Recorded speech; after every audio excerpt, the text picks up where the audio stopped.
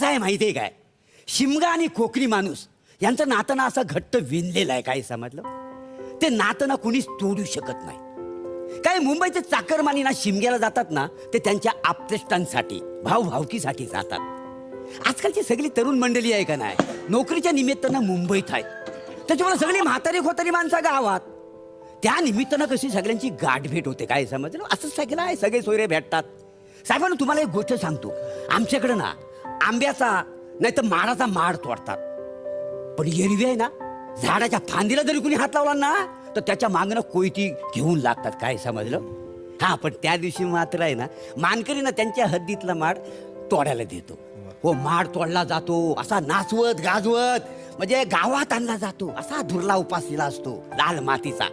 सडा सारवण, रांगोली, बायका त्या माडाची पूजा पण करतात.